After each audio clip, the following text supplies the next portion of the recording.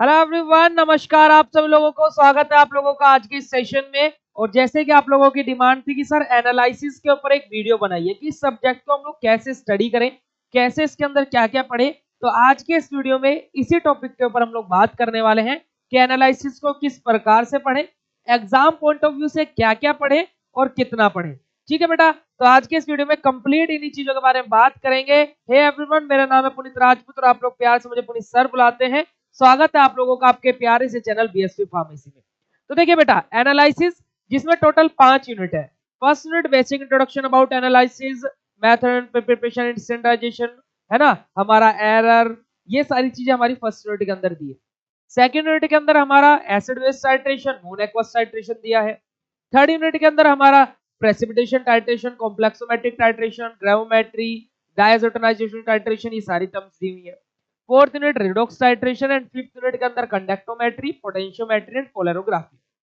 अब सर ये तो हमें सारी चीजें पता है, बट सर हम पढ़े कैसे वो बताइए। देखिए बेटा, सबसे पहली बात जो एनालिसिस में आप लोगों को गांठ बांध ले रही है वो क्या है बेटा। देखिए, ये सब्जेक्ट है पूरा का पूरा प्रैक्टिकल बेस्ड। इस सब्जेक्ट में आप चाहे कोई भी टॉपिक अगर जो उठा करके देखोगे तो वो घुमा फिरा करके आपको प्रैक्टिकल पर ही लेकर के जाएगा। जैसे फॉर एग्जांपल, ये वाला कान मेरा क्या है, प्रैक्टिकल है, और ये वाला कान क्या है बेटा, थ्योरी है। अब आप लैब में जाकर के आपका माइंडसेट क्या रहता है कि आपको प्रैक्टिकल करने जाना, आपने डायरेक्टली कान को पकड़ लिया। बट फार्मास्यूटिकल एनालिसिस क्या बोलता है कि आपको करना प्रैक्टिकल ही है, बट वो थ्योरी में आ गया, कान यही पकड़ना है, करना यही काम है, बट थोड़ा सा घुमा करके।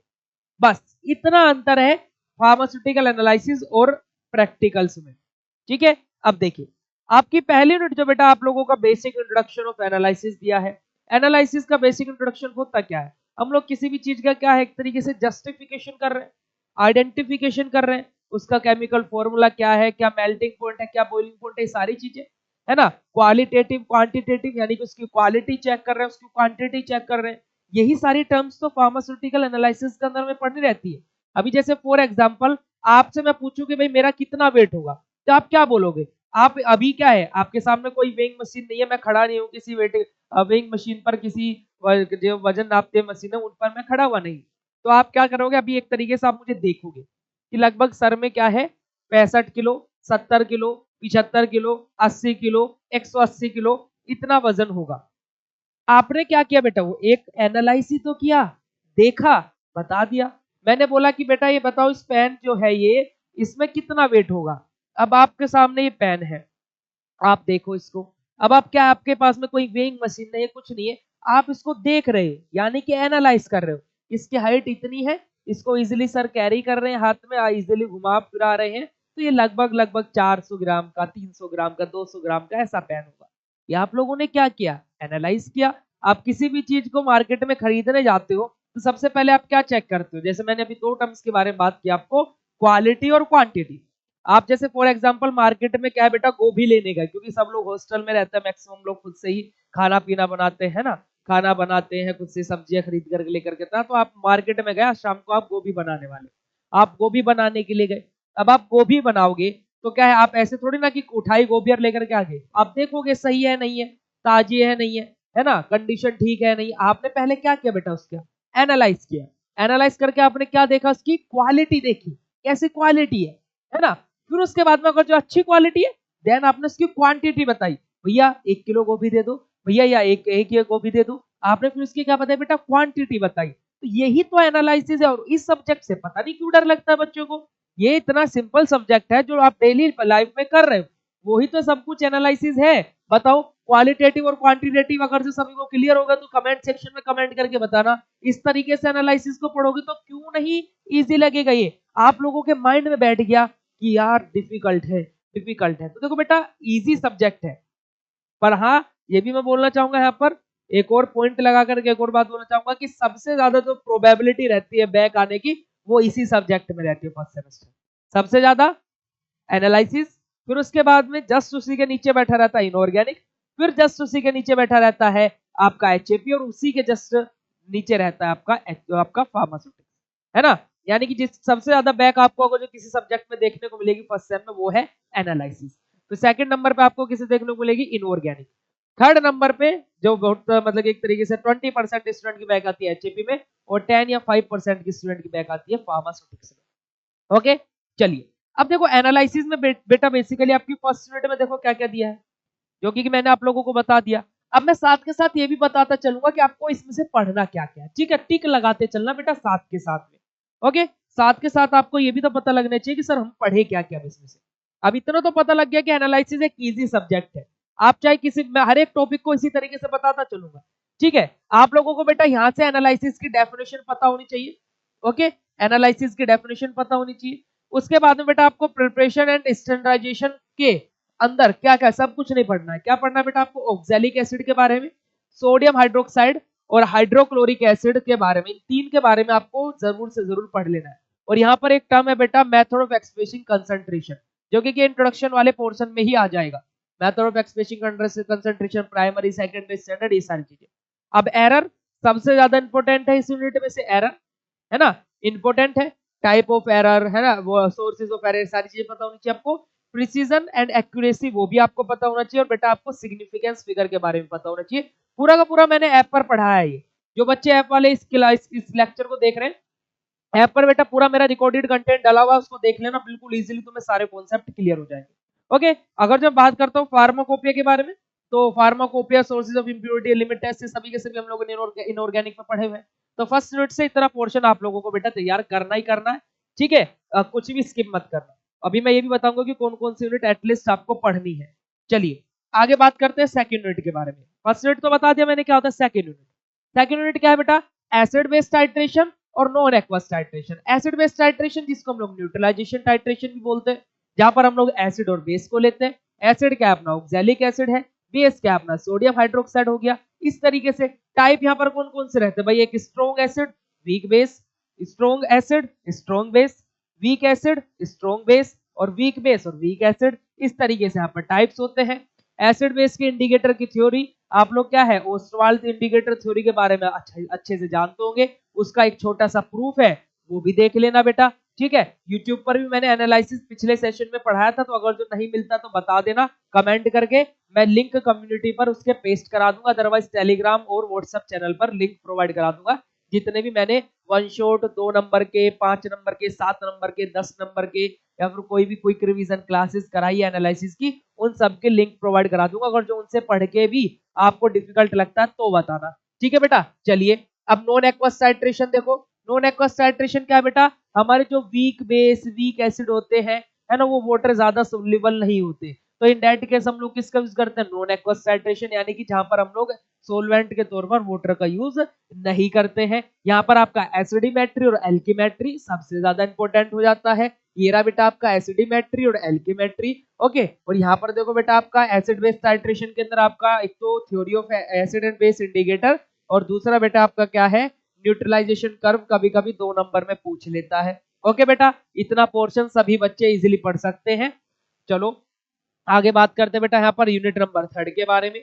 यूनिट नंबर 3 में देखो क्या क्या दिया है बेटा, आपका precipitation titration, complexometric titration, gravimetry और डायजोटोनाइजेशन टाइट्रेशन। तो अब प्रेसिपिटेशन टाइट्रेशन क्या होता है, जहां पर हमारा प्रेसिपिटेट का फॉर्मेशन हो रहा हो, कोई दो चीजें अलग हो रही हो, जैसे फॉर एग्जांपल आप लोग कभी भी क्या है, जब किसके घर में दूध बिलोया जाता होगा, है ना, जिस मठा बनाते हैं, है ना, आप लोगों ने देखा होगा कि जब दूध बिलोया जाता है बेटा क्या होता है, ऊपर बटर यानी कि मक्खन आ जाता है, नीचे छाछ रह जाता है, तो वही तो प्रेसिपिटेशन है, वही तो प्रेसिपिटेट हो रहा है। जैसे आप लोगों ने, चलो छाछ का भी एग्जांपल छोड़ो, आप लोगों ने देखा होगा बेटा कि जब दूध फट जाता है तो क्या हमें एक दो लेयर दिखाई देती है, एक जो लम्स वाली है यानी कि जो पनीर है अपना वो, और दूसरा क्या, जो नीचे हमारा लिक्विड लिक्विड वाटर वाटर सब बच जाता है। तो भाई यही तो प्रेसिपिटेशन टाइट्रेशन है। बताओ ये चीज आपको पता था, नहीं पता था भाई, पता था, फिर भी आपको डिफिकल्ट लग रहा है, क्यों, पता नहीं। इसके अंदर बेटा आपकी 3 थ्योरीज है, मोर्स मेथड, वुलार्ड मेथड और फजान्स मेथड। मॉडिफाइड वाला पढ़ो या ना पढ़ो, पर इन तीनों को जरूर पढ़ लेना। मैंने इनका जिक्र बार बार लिमिट टेस्ट के अंदर आपको जब इनऑर्गेनिक के अंदर पढ़ाया था वहां पर भी किया है, ठीक है बच्चे। तो देखो यहाँ पर आपका वोलार्ड ये रहा, फजान्स मेथड ये रहा, और आपका क्या है, मोर्स मेथड ये रहा, ठीक है बेटा। उसके बाद में कॉम्प्लेक्सोमेट्रिक टाइट्रेशन, कॉम्प्लेक्सोमेट्रिक टाइट्रेशन यहाँ पर हम लोग chelating agent, complexing agent, complex का फॉर्मेशन होगा, EDTA है ना, modern black T, modern T, इस तरीके से हम लोग यहाँ पर इंडिकेटर्स का यूज करते हैं। हमारा कॉम्प्लेक्स का फॉर्मेशन होता है यहाँ पर बिटवीन टू मॉलिक्यूल्स, है ना, कोऑर्डिनेशन कॉम्प्लेक्स, ये सारी चीजें हमारी यहाँ पर बनती है। कॉम्प्लेक्सोमेट्रिक टाइट्रेशन के अंदर सबसे ज्यादा इंपॉर्टेंट हो जाता है मास्किंग एंड डीमास्किंग एजेंट, यही कहीं पर ही लिखा होगा। मेटल आयन इंडिकेटर भी तैयार कर लेना। और देखो बेटा ये रहा मास्किंग एंड डीमास्किंग रिएजेंट्स।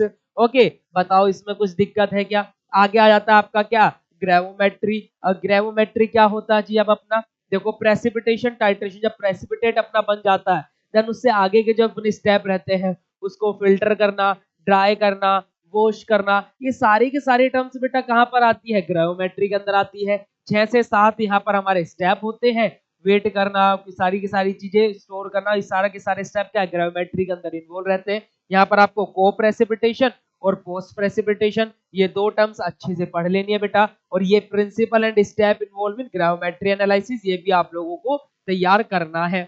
आगे बात करते हैं डायजोटेनाइजेशन टाइट्रेशन। यहाँ से आपको सीधा क्वेश्चन देखने को मिलेगा, और अगर आप इसको स्किप भी करना चाहो तो बच्चे स्किप भी कर सकते हो। और बीएससी फार्मेसी इसी चीज के लिए आप लोगों के लिए मेहनत कर रहा है, तो इन सभी इंपॉर्टेंट क्वेश्चंस की बेटा प्रिपरेशन करा रहा है बीएससी फार्मेसी आप लोगों को, बीएससी फार्मेसी ऑफिशियल ऐप पर। हम लोग जितना कंटेंट हो पा रहा है यूट्यूब पर भी फ्री ऑफ कॉस्ट प्रोवाइड कराते हैं, और ऐप पर आप लोगों को सारी क्लासेस आप लोगों को वहां पर सिस्टमेटिक वे में मिलेगी। और एक बार हम लोग वहां पर अपना सिलेबस कंप्लीट कर भी चुके हैं, उस सिलेबस के रिकॉर्डेड लेक्चर्स भी आप लोगों को मिल जाएंगे, प्लस नई क्लासेस बिल्कुल फ्रेश तरीके से पहले टॉपिक से फर्स्ट यूनिट से स्टार्ट होने जा रही है 1 नवंबर से। तो आप लोग जाइए just BSc pharmacy official app download कीजिए, जहां पर बी फार्मा और डी फार्मा दोनों के लिए ही कंप्लीट कंटेंट अवेलेबल है। ओके, जाइए जस्ट ऐप डाउनलोड कीजिए, अपने फ्रेंड्स को भी बताइए, और वहां पर डेमोस देके सारी चीजें देखिए। एंड एक बार जस्ट बिलीव करके, एक बार बिलीव करके, क्योंकि उम्मीद पर ही दुनिया कायम है, तो एक बार उम्मीद बना करके बिलीव करके आप कोर्स में एनरोल करके देख लो। कुछ भी आपको बेटा मैं वो ये आपके सामने यूट्यूब पर मैं आपको, आप लोग इतना प्यार दिखा रहे हो, 101% मैं ये बोल सकता हूँ कि आप लोगों को कोई भी प्रॉब्लम वहां पर नहीं होने वाली है, क्योंकि वहां पर आप लोग डायरेक्टली कॉन्टेक्ट में रहते हो मेरे। किसी को कोई भी इश्यू रहता then I will be share my number to you, तो आप लोग वहां पर बात करते हो सारी चीजें, अपनी प्रॉब्लम, हम लोग लाइव क्लासेस को बिल्कुल इंटरेक्ट तरीके से देखते हैं, मजे में पढ़ते हैं सारी चीजें। ठीक है, तो जाओ अभी जस्ट ऐप डाउनलोड करो, वापस आ जाते हैं अपने टॉपिक पर। तो आप लोगों को इन सारी चीजों को इसी तरीके से कवर अप करना है। और आगे बढ़ते हैं हम लोग अपनी वीडियो में, जिसके बारे में हम लोग बात कर रहे थे अपनी 4th यूनिट में। देखो क्या क्या पढ़ना है बेटा हम लोगों को। चलिए आगे बात करते हैं रिडॉक्स टाइट्रेशन। अब रिडॉक्स टाइट्रेशन क्या होता है? हमारे जहां पर रिडॉक्स रिएक्शन हमें देखने को मिलती है। अब रिडॉक्स रिएक्शन क्या होती है? ऐसी रिएक्शन जहां पर ऑक्सीडेशन और रिडक्शन दोनों साथ में हो रहा हो, और इसी प्रकार के टाइट्रेशन को हम लोग रिडॉक्स टाइट्रेशन बोलते हैं। ऑक्सीडेशन मतलब क्या? एडिशन ऑफ ऑक्सीजन या फिर रिमूवल ऑफ हाइड्रोजन। रिडक्शन मतलब क्या? एडिशन ऑफ हाइड्रोजन या फिर removal of oxidation, sorry oxygen, है ना। यही तो अपना रिडॉक्स टाइट्रेशन का पूरा कॉन्सेप्ट है। यहाँ पर आप लोग ब्रोमेटोमेट्री, आईडीमेट्री, आइडोमेट्री, इन टर्म्स के बारे में देखते हो बेटा। इनके एग्जांपल के अंदर देखो आप क्या है, आईडीमेट्री, आइडोमेट्री, ब्रोमेटोमेट्री, है ना, आपकी किर्सीमेट्री, इन 4 टर्म्स को आप लोगों को प्रिपेयर कर लेना है। आगे बात करते हैं अपनी 5th यूनिट। 5th यूनिट जो कि हमारी क्या बेटा, basically electrochemical method of analysis. अब इलेक्ट्रोकेमिकल मेथड ऑफ एनालिसिस में हमारा कंडक्टोमेट्री, पोटेंशियोमेट्री, पोलैरिग्राफी, इन तीनों में से क्वेश्चन आपको लॉन्ग क्वेश्चन में देखने को मिलता ही मिलता है बेटा, है ना। ये इस यूनिट की प्रथा है। अब यहाँ पर आपको इस यूनिट में से बता देते देखो क्या क्या आपको पढ़ना है। जैसे आपको देखो बेटा कंडक्टोमेट्री है, कंडक्टोमेट्री के अंदर आपको क्या है, कंडक्टिविटी सेल के बारे में पता होना चाहिए, और कंडक्टिवमेट्रिक टाइट्रेशन एप्लीकेशंस, इनको तो अगर स्किप भी करो पर कंडक्टिविटी सेल जरूर पढ़ लेना। पोटेंशियोमेट्री की बात की जाए तो बेटा आपको इलेक्ट्रोकेमिकल सेल के बारे में, है ना, इलेक्ट्रोकेमिकल सेल, उसकी कंसेंट, उसकी क्या है, कंस्ट्रक्शन, वर्किंग, ये सारी चीजें आपको पता होनी चाहिए। और यहीं पर ही आपका क्या है, मेथड ऑफ द टाइट्रेशन, नहीं, हाँ ये रहा, इंडिकेटर इलेक्ट्रोड्स के बारे में आपको पता होना चाहिए। उसके बाद में हमारा पोलैरोग्राफी आ जाएगा। पोलैरोग्राफी में बेटा आपको एल्कोविक इक्वेशन के बारे में पता होना चाहिए, है ना। और दूसरा आपका क्या है, ड्रॉपिंग मरकरी इलेक्ट्रोड, और आपका रोटेटिंग प्लेटिनम इलेक्ट्रोड एप्लीकेशंस, ये आपको पूरा पता होना चाहिए। अब देखो आपका, देखो जो मैट्री वाले हैं बेटा, देखो कंडक्टोमेट्री और पोटेंशियोमेट्री, इन दोनों में से एक आता है। और पोलैरोग्राफी, ये तो पूरा का पूरा आपका वेरी इंपॉर्टेंट हो ही जाता है। मैंने ये भी आपको यहीं पर ही बेटा रिवील कर दिया कि कैसे कैसे क्या क्या टर्म्स आप लोगों के लिए होती है। बताओ किसी को कोई दिक्कत हो तो। ठीक है बेटा। अब इनमें से भी सर हम कौन सी यूनिट पढ़े वो भी बता दो, है ना। वो भी बच्चे सोच रहे होंगे सर इनमें से कौन कौन सी यूनिट को हमें बेसिकली पढ़ना चाहिए। देखो पहली यूनिट पूरी तैयार कर लेना जो जो क्वेश्चंस बताए हैं, ठीक है। फर्स्ट यूनिट पूरी तैयार कर लेना बेटा, जो जो क्वेश्चन बताए हैं पहली यूनिट आपको पूरी की पूरी प्रिपेयर होनी चाहिए। मैं यहाँ पर लिखता चलता हूँ। सेकंड यूनिट में बेटा आपको पढ़ना क्या क्या है, बस दो चीज पढ़ना, एसिड बेस की थ्योरी इंडिकेटर वाली और एसिडिमेट्री और एल्केमेट्री, ठीक है। दूसरी यूनिट में से बस आपको दो टॉपिक बोले बेटा, दो टॉपिक बताए दूसरी यूनिट में से। तीसरी यूनिट आपको पूरी पढ़नी पड़ेगी और बेटा आपको फिफ्थ यूनिट पूरी पढ़नी पड़ेगी। यार देखो पूरे सिलेबस में से इतना तो कर ही सकते हो ना, पूरी यूनिट का मतलब मैंने यहाँ पर जो इंपोर्टेंट बताया ना बस वही वही पढ़ना है बेटा, पूरी यूनिट का मतलब वो है, ठीक है। अब बताओ इससे शॉर्ट क्या करोगे बेटा। मैं आप लोगों को अगर जो आपको जो मैंने लिंक बताया है वो अगर जो आप लोगों को लिंक चाहिए तो आप लोग जो इस वीडियो के कमेंट सेक्शन में लिख करके बताना बेटा, मैं कम्युनिटी पर या फिर टेलीग्राम और व्हाट्सएप चैनल पर उनको प्रोवाइड करा दूंगा, ठीक है। ठीक है तो बेटा तो इस तरीके से आप लोगों को अपनी प्रिपरेशन करनी है। अब बताओ किसी को कोई क्वेरी हो एनालिसिस से रिलेटेड तो वो भी कमेंट सेक्शन में लिख करके बता देना बेटा। आप लोगों को जब तक आप डाउट पूछोगे नहीं तो मुझे कोई सपना नहीं आएगा कि आपको प्रॉब्लम क्या है। आप लोगों के लिए कमेंट सेक्शन है, आप लोग कमेंट सेक्शन को भर डालिए, चाहे आपको 10 कमेंट करने पड़े सर मुझे ये दिक्कत है ये दिक्कत है ये दिक्कत है, या एक ही बड़ा सा कमेंट करना पड़े, करो बेटा। मैं हर एक कमेंट का आंसर करने की कोशिश करता हूँ और मैक्सिमम आप लोग देखते भी होंगे कि मैं हर एक के कमेंट का आंसर देता ही हूँ, ठीक है बेटा। चाहे आपने कोई पॉजिटिव कमेंट किया हो, चाहे कोई नेगेटिव कमेंट किया हो, या फिर आपका कोई क्वेश्चन भी हो, ठीक है बच्चे। तो इसी तरीके से बने रहिए बीएससी फार्मेसी के साथ में और आप लोगों को 100% सारा कंटेंट प्रोवाइड कराने का काम हम लोगों का है। कैसा लगा ये वीडियो कमेंट सेक्शन में लिख करके जरूर बताना। मिलते हैं बेटा ऐसे नेक्स्ट इन्फॉर्मेटिव वीडियो के साथ में, तब तक के लिए बाय, जय हिंद।